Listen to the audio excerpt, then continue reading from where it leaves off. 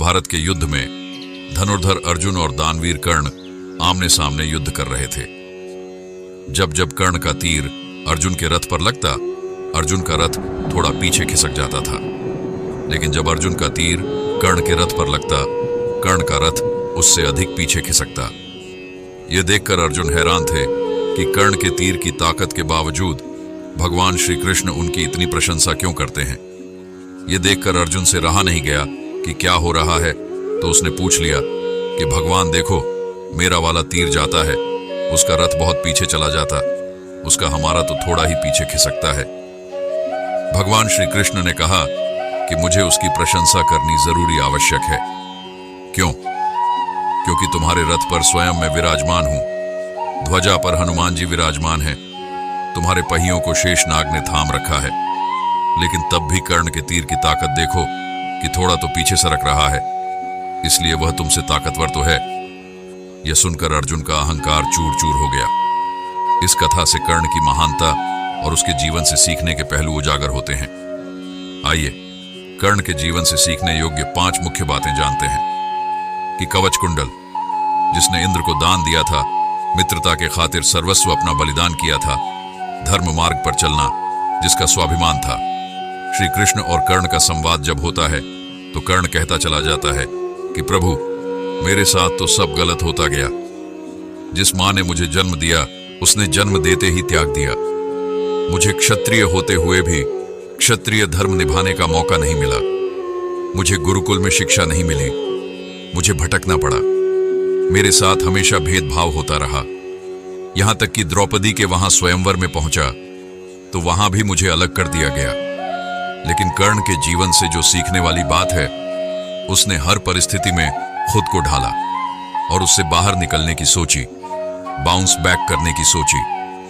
जब गुरुकुल में द्रोणाचार्य जी ने मना कर दिया था कर्ण को शिक्षा देने से, तो वह अपने गुरु को ढूंढने के लिए खुद निकल चुका था और गुरु परशुराम के पास जाकर के पहुंच चुका था। कर्ण ने खुद को तैयार किया एक योद्धा के रूप में, और जब जरूरत पड़ी तो अपने मित्र दुर्योधन का साथ देने के लिए महाभारत जैसा इतना बड़ा युद्ध भी लड़ा। तो कर्ण ये सिखाता है कि सिचुएशन चाहे जो हो, आप उससे बाहर निकल सकते हैं, आप बाउंस बैक कर सकते हैं। तीसरी बात जो कर्ण के जीवन से सीखने को मिलती है, शिक्षा का ही नहीं, शिक्षा देने वाले का भी उतना ही सम्मान कीजिए। कर्ण धनुर्विद्या सीखना चाहता था, गुरु द्रोणाचार्य जी के पास जाता है, वहां से इनको लौटा दिया जाता है। कहा जाता है कि हम तो सिर्फ क्षत्रिय को सिखाते हैं, कर्ण को कैसे भी धनुर्विद्या सीखनी होती है।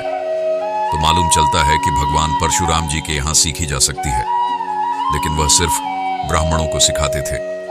तो कर्ण ब्राह्मण होने का नाटक करके वहां पहुंच जाता है कि मैं भी ब्राह्मण हूं, शिक्षा ग्रहण करने लगता है। एक दिन भगवान परशुराम जी अपने शिष्य की गोद में सर रख करके आराम कर रहे होते हैं, तभी एक बिच्छू आता है और की जांघ पर डंक मारने लगता है। दर्द तो कर्ण को बहुत हो रहा होता है, लेकिन हटाता नहीं है कि गुरुजी की नींद न खुल जाए। भगवान की नींद खुल गई तो बहुत गुस्सा होंगे, नाराज होंगे, और वह विश्राम कर रहे, उन्हें विश्राम करने दिया जाए तो सह लेता है। सारे दर्द को बिच्छू चला जाता है, डंक मार के खून बहने लगता है। कुछ समय के बाद में भगवान परशुराम की नींद खुलती है। वह देखते हैं कि कर्ण की जांघ में से खून बह रहा है, तो कहते हैं कि तुम ब्राह्मण नहीं हो सकते, इतनी सहनशीलता सिर्फ क्षत्रिय में होती है। कौन हो तुम बताओ, और गुस्सा आ जाता है। वो श्राप दे देते हैं कि तुम मेरी विद्या को तब भूल जाओगे जब सबसे ज्यादा जरूरत होगी, सबसे ज्यादा आवश्यकता होगी, उस समय तुम्हें याद ही नहीं आएगा। कर्ण चरणों में गिर जाता है, कहने लगता, भगवान ऐसा श्राप मत दीजिए। लेकिन श्राप एक बार दे दिया, वापस तो लिया नहीं जा सकता। वो कहता है कि मुझे नहीं पता मैं किस कुल में पैदा हुआ, कहां मेरा जन्म हुआ, मुझे कुछ पता ही नहीं है। मुझे बस धनुर्विद्या सीखने थी, इसलिए आपके पास चला आया। भगवान परशुराम फिर अपने शिष्य को देख करके दया करके अपना विजय धनुष जो है दे देते हैं। एक और श्राप है जो कर्ण की मृत्यु का कारण बनता है। एक बार जंगल में राक्षस का पीछा करते हुए कर्ण दौड़ा चला जा रहा होता है और वह तीर चला देता है, तो तीर राक्षस की जगह जाकर के गाय को लग जाता है। गाय का स्वामी ब्राह्मण होता है। जब वो ब्राह्मण देव वहां आते हैं तो कहते हैं, तुमने क्या कर दिया? एक असहाय को मार दिया।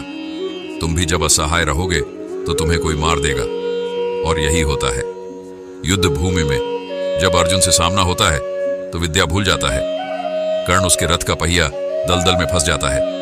अर्जुन तीर चला देते हैं और कर्ण की मृत्यु हो जाती। लेकिन सार यह है कि जिसने शिक्षा दी उनका भी सम्मान कीजिए और जो शिक्षा मिली उसका भी सम्मान कीजिए। चौथी बात जो सीखनी चाहिए कर्ण के जीवन से, कर्ण ने न सिर्फ मित्रता की बल्कि मित्रता को निभाया। आज की लाइफ में बहुत सारे फ्रेंड्स होते हैं हमारे, लेकिन बहुत सारे फ्रेंड्स में से बहुत कम फ्रेंड्स होते हैं जो हमारी फ्रेंडशिप को निभाते हैं। कर्ण को मालूम था कि जीत इस महाभारत के युद्ध में पांडवों की होगी, क्योंकि उनके साथ में भगवान श्री कृष्ण खड़े हुए हैं। लेकिन फिर भी कर्ण लड़ता चला गया। एक बार भी ना नहीं कहा। अपने मित्र दुर्योधन को यह भरोसा दिलाता गया कि हमारी जीत होगी, हम लड़ेंगे, हम जीतेंगे। कौरवों की पूरी सेना आंख मूंद करके कर्ण पर विश्वास करती थी। दुर्योधन ने भी मित्रता निभाई थी। जब पांडवों ने कहा कि कर्ण कोई राजा तो है नहीं, हमसे युद्ध कैसे करेगा, तो तुरंत एक राज्य का राजा दुर्योधन ने कर्ण को बना दिया था। कर्ण को जब महाभारत के युद्ध में बीच में मालूम चलता है कि उसकी जो असली मां है वो कुंती है, वो पांडवों का ही भाई है, तब वह मां कुंती को प्रणाम करके कर्ण कहता है कि मां माफ करना, लेकिन इस युद्ध में आपके 5 ही बेटे बचेंगे। युधिष्ठिर रहेंगे, नकुल रहेंगे, सहदेव रहेंगे, भीम रहेंगे, लेकिन अर्जुन और कर्ण में से सिर्फ एक बचेगा, क्योंकि युद्ध तो मां होकर के रहेगा। कर्ण को सब कुछ मालूम था, हार सामने खड़ी थी, लेकिन फिर भी कर्ण लड़ता चला गया। अपनी मित्रता के वचन को निभाने के लिए दोस्ती निभाना। अगर सीखना हो तो कर्ण से सीखिए।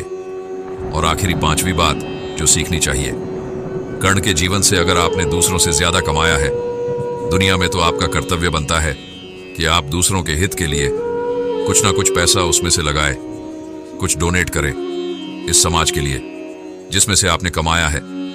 कर्ण सबसे बड़ा दानवीर था। न सिर्फ उसने मित्रता निभाई बल्कि दानी होने का जो गुण था वह भी जीवन भर निभाया।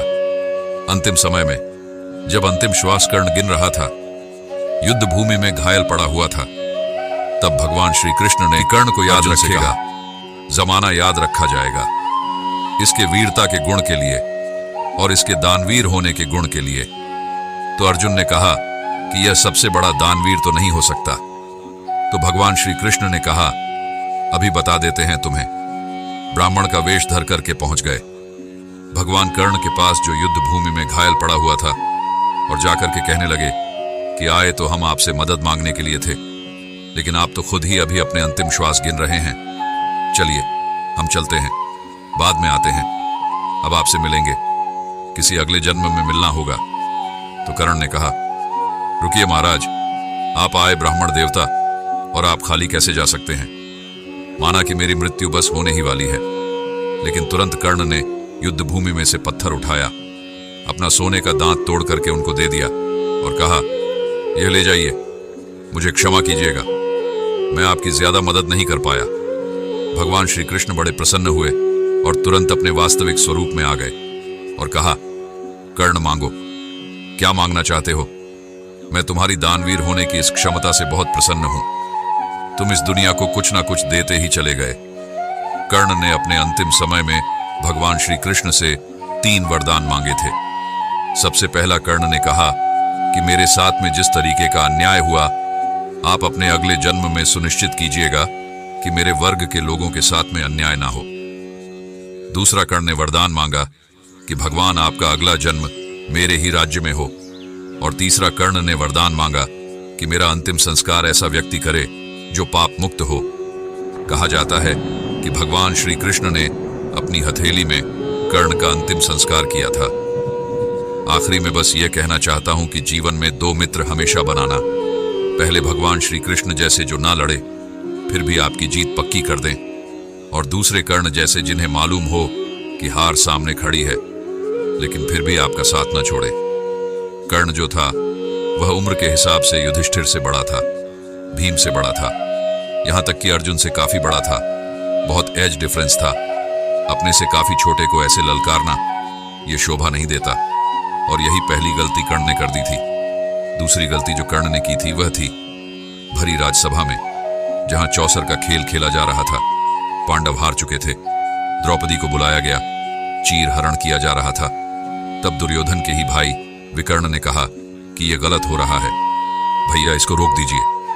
तब कर्ण विकर्ण से बहस करने लगा और कहने लगा कि ऐसी स्त्री के साथ तो यही सब होना चाहिए।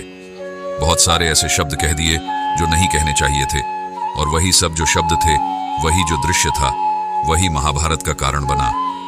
कर्ण चाहता तो वो रुकवा सकता था, वह नारी का सम्मान कर सकता था, लेकिन वह आवेश में आकर कहता चला गया और युद्ध का कारण बना। इसलिए जीवन में कभी भी किसी भी नारी का अपमान मत करना। दूसरी बात जो सीखी जा सकती है इस प्रेरक कहानी से, हमें जीवन में धैर्य, मित्रता और परोपकार जैसे गुणों को अपनाने की प्रेरणा मिलती है।